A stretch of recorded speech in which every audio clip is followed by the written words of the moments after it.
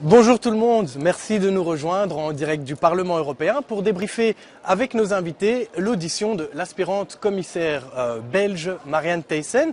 Je suis très bien entouré pour ce faire puisque j'ai à mes côtés Marie Arena, vous êtes eurodéputée socialiste, merci d'être parmi nous. Merci. Gérard Depré, vous êtes eurodéputé libéral, merci pour votre présence. Et enfin, Claude Rolin, vous êtes eurodéputé du Parti populaire européen, merci également de vous être joint à nous. Pour ce premier tour de table, je vais simplement vous demander vos impressions concernant l'audition de Marianne Thyssen qui a fini il y a un peu moins d'une heure. Donc je vous propose de commencer par Marie Arena. Madame Arena, lundi lors de l'audition de Madame Malmström, vous aviez tweeté Malmström, liberal as usual. Alors est-ce qu'avec Marianne Thyssen c'était du PPE as usual? Non, pas du tout. Moi, j'ai trouvé Marianne Thyssen plutôt avec un accent social très marqué. C'est-à-dire qu'elle a d'entrée de jeu, dans le cadre de son introduction, exprimé sa préoccupation de pouvoir avoir une Europe beaucoup plus sociale, de mettre au goût du jour la question sociale européenne. C'est quelque chose qu'au niveau du groupe SND, nous demandons depuis longtemps.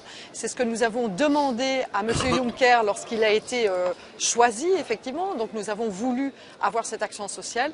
Et donc le fait que Marianne Thyssen vienne avec un vrai équilibre entre la question de la compétitivité et d'une Europe sociale me semblait quelque chose de très important.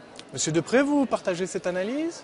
Oui, moi je pense qu'elle a été, je la connais bien, donc elle a été égale à elle-même. Mais ce qui m'a frappé, c'est qu'elle est, je dirais très clairement, de la famille Juncker. Quand on a entendu Jean-Claude Juncker parler devant les groupes politiques, devant le Parlement européen, mettre les nouveaux accents qu'il a mis à la fois sur la croissance, l'emploi, la nécessité d'avoir une dimension sociale, un dialogue social, elle est exactement sur cette ligne-là. Et donc j'ai beaucoup apprécié cet engagement-là et j'ai beaucoup apprécié autre chose aussi que d'autres groupes politiques auront moins apprécié à mon avis, c'est qu'elle a refusé toute démagogie populiste, avec une clarté totale. Monsieur Claude Rolin, à votre tour? Mais je trouve effectivement, c'est probablement le mot qu'il faut retenir, elle était très claire et elle a quand même pris des engagements fermes. En tout cas, quand on connaît la règle de ce type d'exercice, elle s'est positionnée dans la ligne effectivement de Jean-Claude Juncker, mais en marquant très fort le côté social. Je pense qu'aujourd'hui, elle s'est présentée comme effectivement étant celle qui va demain, je l'espère, devenir le visage social de l'Europe. Et de bien montrer que si c'est vrai qu'on a dû faire mener une série de politiques, et dont des politiques très dures en matière économique, il était plus que grand temps de rééquilibrer le balancier et de remettre à l'avant-plan les enjeux sociaux. C'est-à-dire finalement de donner un visage humain à l'Europe, et on en a bien besoin. Elle a clairement repris, et je pense que c'est une expression de Jean-Claude Juncker, le fait que nous avons une législature de 5 ans, que nous n'avons pas le droit à l'erreur dans cette législature, sinon le projet européen sera en grande difficulté. Justement, vous parlez de social. Un des dossiers les plus importants que Marianne Thyssen aura sans doute à gérer lors de ces 5 ans de législature, c'est celui des travailleurs détachés, évidemment. Alors, pour rappel, donc, selon la directive détachement des travailleurs, les travailleurs qui sont détachés temporairement à l'étranger dans un pays membre doivent recevoir le salaire minimum et respecter les règles de travail du pays dans lequel ils travaillent. Par contre, les cotisations sociales, elles, sont payées sur base des lois du pays qui envoie les travailleurs, ce qui permet à des pays qui ont des lois sociales moins élevées de concurrencer des pays comme la Belgique où, on le sait, elles sont assez élevées. Alors, pendant son audition, Marianne Thyssen, elle s'est dit prête à réviser cette directive. Derrière ce dossier, c'est toute la question du dumping social qui se pose, évidemment. Est-ce que c'est là le dossier sur lequel elle sera le plus attendue, selon vous ? Ce ne sera pas le dossier parce qu'il y en a beaucoup, mais c'est un dossier important. Et je dois avouer, autant j'étais séduit par l'exercice et par les réponses de Marianne Thyssen aujourd'hui, autant sur cette question, je reste quand même un peu sur ma faim. Mais je comprends la réponse qu'elle a donnée. Parce qu'il faut savoir que la question des détachements, c'est une question qui ne doit pas simplement se lire sur une vision politique gauche-droite, mais c'est aussi une question qui doit se lire sur des implications différentes en fonction des pays. Je pense clairement les pays de l'Europe de l'Est n'ont pas la même perception majoritaire du problème de la directive détachement. Et donc, ça veut dire qu'il faudra très vite sortir du flou et clairement savoir quand est-ce et comment on met en œuvre une révision de cette directive et quels sont les éléments de la directive actuelle que l'on va pouvoir remettre en cause pour les changer, tout simplement parce que ça continue à faire énormément de mal à l'emploi, de mal aux entreprises, mais aussi de mal à la démocratie. Je reprends souvent cette image-là.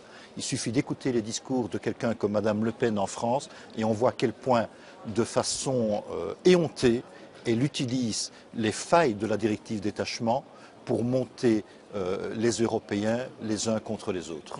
Madame Arena, vous avez été rassurée par le discours de Marianne Thyssen concernant la directive. Elle a dit qu'elle était prête à la réviser, mais elle n'a donné aucune garantie. Voilà, donc moi je pense qu'il y a deux choses. On a eu le discours de Juncker qui dit qu'il était prêt à faire des modifications techniques sur cette directive. Elle est allée un cran plus loin aujourd'hui. Elle a dit qu'il y a deux dossiers différents. Il y a le dossier de la directive d'application sur lequel nous devrons la transposer dans les États membres et voir ce qui fonctionne ou ce qui ne fonctionne pas. Ça, c'est une chose. Et pour ça, il nous faut du temps parce qu'il faut 2 ans pour la transposition. Et donc, on ne va pas pouvoir changer maintenant alors même que ça n'a pas été transposé. Et puis, elle a dit, et puis il y a la deuxième partie, c'est la directive de base qui date de 96 quand même. Donc, ce n'est pas une directive qui a été votée hier. Donc, c'est une directive qui date de 96. Et elle a dit là-dessus, je n'ai pas peur de revoir la directive de base, mais j'ai besoin d'éléments qui me permettent de faire l'appréciation correcte parce que ce que je ne voudrais pas mettre à mal, c'est la mobilité des travailleurs. Et là-dessus, on est d'accord. Je pense qu'aucun des partis démocratiques ne souhaite remettre en question le principe de la mobilité des travailleurs. Ce sont les populistes qui font ça. Ce sont les populistes qui veulent fermer les frontières et qui disent c'est la valeur nationale qui est la première. Nous ne sommes pas de ces gens-là. Nous disons nous voulons qu'il y ait ce principe de la mobilité, mais ce que nous ne voulons pas, c'est que la mobilité soit un outil du moins-disant social. C'est-à-dire que la mobilité permette de venir détruire les droits qui ont été acquis par les travailleurs. Et donc, mettons-nous autour de la table, et c'est ce qu'elle nous propose de faire, pour dire ce principe de mobilité est préservé, mais je veux, moi, Marianne Thyssen, donner cette garantie sociale de la protection du travail. Et donc, c'est ce que nous aurons à faire dans les 5 ans sur lesquels nous avons à travailler avec Marianne Thyssen. Et vous, Monsieur Deprez, vous êtes aussi favorable à une révision de cette directive, et si oui, en quel sens? Ce n'est pas la question que vous aviez posée. Non. C'était de savoir quelle était son attitude à elle par rapport à cette directive. Permettez-moi de faire une réflexion par rapport à la manière dont vous avez introduit le sujet. Est-ce que ça va être sa principale préoccupation pendant son mandat? C'est ça? Vous avez donné l'impression que ça allait être... Le dossier sur lequel elle est le plus attendue. Eh bien, non. Sa principale préoccupation, et elle l'a répété clairement, c'est qu'il y a maintenant en Europe 26 millions de chômeurs. On va y venir, je vous promets. Oui, mais je reprends votre question, parce qu'il ne faut pas donner, faut pas donner une fausse impression de ce que c'est que sa priorité. Sa priorité, c'est la croissance et l'emploi, et en particulier l'emploi des jeunes. Et elle a beaucoup plus parlé du mécanisme pour soutenir l'emploi des jeunes que de la modification de la directive détachement des travailleurs. Moi, j'ai retenu de ce qu'elle a dit 2 choses qui me semblent intelligentes.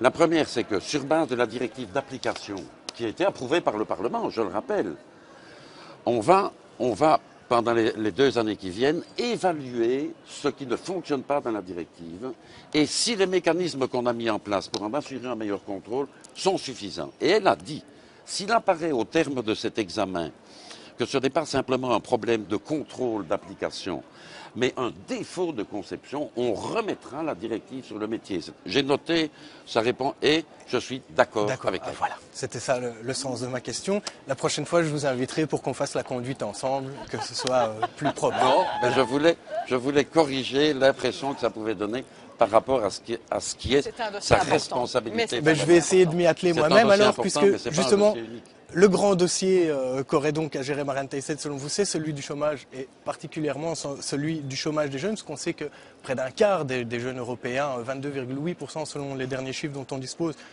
sont au chômage. Alors, comment faire pour éviter le syndrome génération perdue? Donc Marianne Thyssen, elle a insisté sur le fait que dorénavant, l'éducation et l'apprentissage sont du domaine de la Direction générale emploi. Elle affirme que ça va rapprocher les jeunes du marché du travail et de l'emploi. Est-ce que, à votre avis, ça va faire une réelle différence? Est-ce que ça va avoir un réel impact, Maria-Arena? Alors, le programme Garantie Jeunes, pour moi, c'est vraiment un programme très important et que l'Europe non seulement doit garantir en termes d'application, mais doit même amplifier en termes d'application. Parce que les 6 milliards qui ont été promis par l'Europe dans la garantie jeune sont finalement une très petite partie de l'action que nous devrions mener concernant les plus de 5 millions de jeunes qui aujourd'hui sont au chômage. Et donc, oui, il faut le faire. Mais il faut garantir que ça marche. Et aujourd'hui, la réponse de Mme Thyssen ne m'a pas satisfaite à ce sujet. Pourquoi? Parce qu'elle met la patate chaude dans les États membres en disant « mais c'est parce que les États membres ne font pas leur travail ». Alors, vous savez, quand vous êtes un État membre et que vous devez organiser des programmes d'accompagnement des jeunes, ça vous coûte. La garantie jeune dit « moi je paye 2 € et vous payez 1 €.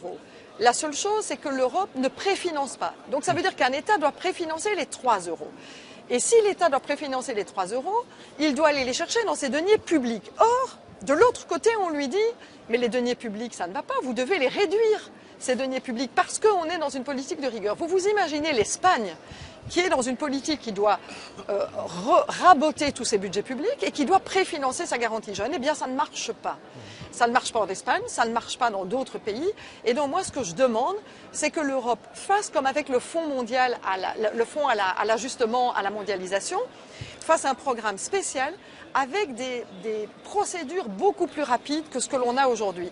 Aujourd'hui, on a décidé de la grande garantie jeune en 2013. Eh bien, il n'y a pas encore 1 € de la Commission européenne qui a été donné aux États membres pour le faire. Mais la solution, c'est le préfinancement, selon vous? Non, la solution, c'est que l'Europe prenne ses engagements et dise « nous avons promis 2 €, eh bien, on vous paye 2 € et vous allez agir dans l'urgence concernant les jeunes. » Et ça, je n'ai pas entendu la réponse de Mme Thyssen à ce sujet-là. Elle a dit « ce sont les États membres qui sont responsables ».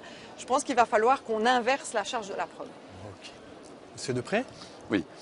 Pardonnez-moi, j'ai une petite divergence d'appréciation sur le plan factuel d'abord. En matière de préfinancement, il y a des dossiers qui ont été introduits et qui ont bénéficié d'un préfinancement. Il y a 2 pays, en l'occurrence l'Italie et la France, qui ont bénéficié d'un préfinancement. Donc on ne peut pas dire qu'il n'y a pas eu de préfinancement. Le véritable. Attendez, oui, mais il n'y a pas d'autres dossiers de. Il n'y a pas d'autres, pardonnez-moi. Il n'y a pas d'autres dossiers de préfinancement qui ont été introduits. Ce fait que je suis membre de la commission des budgets et donc c'est un dossier sur lequel nous travaillons. Mais voilà, c'est peut-être décourageant. Oui, il y a des problèmes, extraordinairement difficiles. C'est assez compliqué de pouvoir introduire le dossier. Donc il faudra une simplification dans ce domaine-là. Et il faudra surtout une autre chose dont on n'a pas parlé maintenant. Il faudra qu'on se batte, et je pense qu'on le fera ensemble, tous les trois. Il faudra qu'on se batte pour que la Commission, dans les prochaines années, notamment pour financer l'initiative jeune et la garantie jeune, dispose de davantage de crédits de paiement. Parce qu'un des problèmes énormes de l'Union européenne maintenant, dans le domaine social, dans le domaine de la cohésion, pour les régions en difficulté, etc., c'est que la Commission ne sait plus payer. Parce qu'on n'y a pas donné suffisamment de crédits de paiement. Et donc, le grand combat que nous allons mener, et je suis certain que nous serons tous sur la même longueur d'onde, ça sera d'ici à la fin de l'année, faire en sorte que pour le budget de l'année prochaine, il y ait des crédits de paiement qui permettent à l'Union européenne d'assurer le paiement des opérateurs qui vont prendre des initiatives, notamment en faveur des jeunes. Vous écoutez, je n'ai pas l'impression que vous êtes tellement en désaccord avec Mme Arena pour le petit désaccord factuel. Est-ce que vous aussi, vous êtes sur la même ligne que Marie-Arena et Jean? Tout à fait. Non, je ne vais pas redire ce qui a été dit. Ceci étant dit, les deux acteurs doivent jouer leur rôle. C'est-à-dire qu'au niveau européen, effectivement, il faut qu'on sorte de cette logique de budget européen ridicule. Ce n'est pas sérieux en fonction des défis qui sont devant nous d'avoir un tel budget. Il faut des moyens pour mener les politiques dont nous avons l'ambition de les conduire. Vous parlez des contraintes budgétaires. Oui. Deux, il faut aussi, au-delà du préfinancement, il faudra qu'on arrive à réfléchir, et c'est loin d'être mûr aujourd'hui, mais je suis convaincu que c'est un combat qui doit être mené, à voir quels sont les éléments qu'on peut sortir du calcul de l'endettement d'un État, notamment en la matière. Parce que là, elle a dit que sur les règles comptables. C'est pour ça que je le dis. Je pense que là, il y a une réflexion qui doit être absolument menée. Un dernier élément, c'est que la garantie. Si je vous entends bien, vous n'êtes pas d'accord avec ce qui vient d'être dit par Marianne Thyssen, qui est pourtant dans le même groupe politique que vous. Oui, mais dans mon groupe politique, en tous les cas, il peut y avoir certaines divergences. C'est un groupe qui est démocratique et donc clairement, j'ai une série d'idées que je défends à l'intérieur de ce groupe-là. Et je suis convaincu que si on ne fait pas sauter certaines contraintes, sans être du tout un partisan de relancer les dynamiques d'endettement, non, il faut rester dans la rigueur, mais il faut se donner la possibilité de construire des politiques qui soient des politiques de croissance. Et j'en arrive à mon dernier point. La garantie jeunesse, l'initiative jeune, c'est un élément élément, mais on ne sortira pas les gens du chômage si en parallèle on ne met pas en œuvre le plan qui est le plan de M. Juncker, de 300 milliards d'investissements, et de faire en sorte que ce plan soit réellement orienté sur des investissements qui vont être créateurs d'emplois. C'est vraiment un enjeu qui est fondamental pour l'avenir. Donc, est-ce que ce plan-là sera suffisant ou vous plaidez pour un assouplissement des règles budgétaires en vigueur en ce moment? Parce que l'application de la souplesse. voilà, étant donné les auditions... La réponse qu'a donnée, et je pense que c'est la seule réponse possible aujourd'hui au niveau de la Commission, c'est de dire qu'il faut utiliser au maximum les espaces de flexibilité qui existent dans les traités. Eh bien, utilisons au maximum les espaces de flexibilité qui existent dans les traités, mais ma conviction personnelle, c'est qu'il faudra aller au-delà. Voilà. Donc ces espaces-là ne vous semblent pas suffisants, c'est ça que je vous entends. Utilisons-les dans un premier temps. On se sert de ça.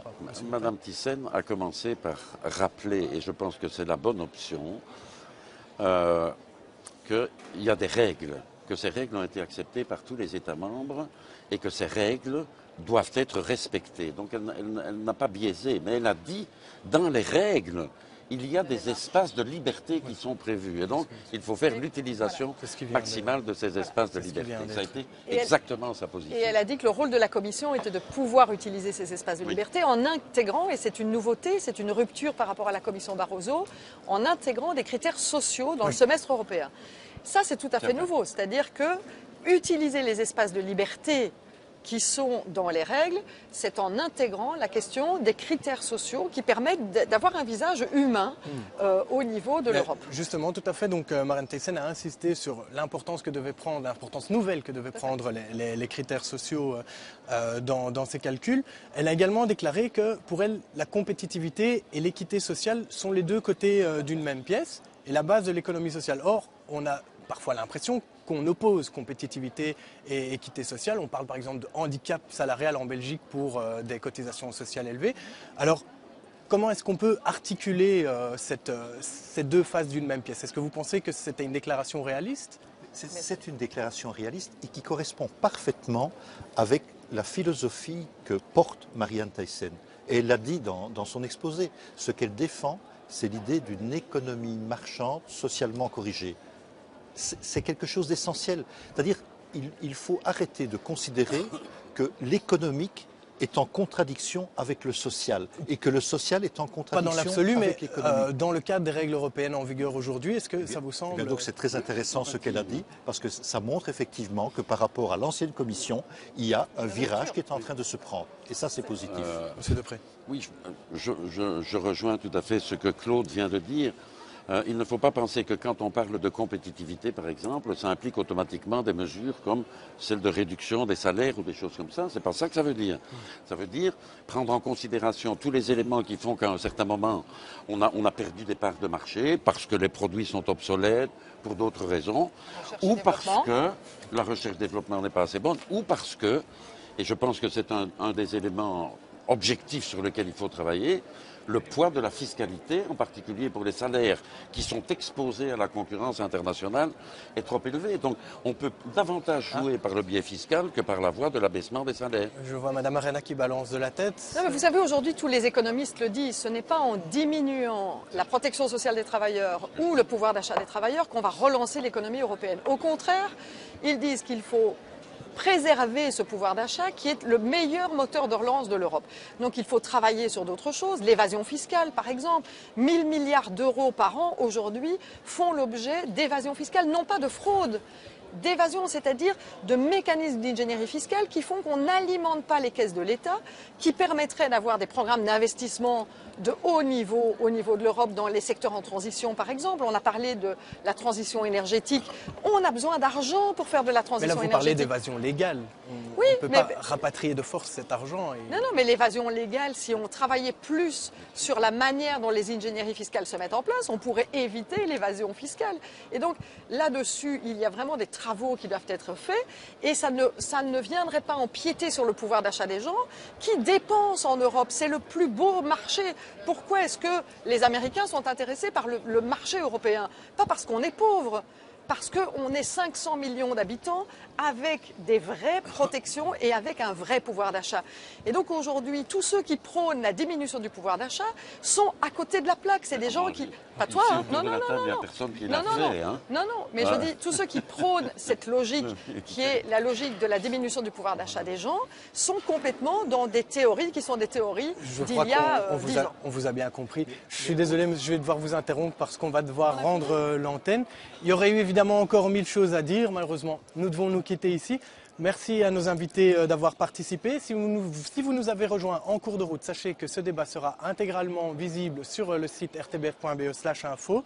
Nous, on se retrouve à 17h30 pour un autre débat pour débriefer cette fois l'audition de Jonathan Hill, le commissaire britannique, qui promet d'être agité. Ah oui. Voilà. Nos invités seront le socialiste Hugues Bayet, l'écologiste Philippe Lamberts et Louis Michel. Merci à tous, à tout à l'heure.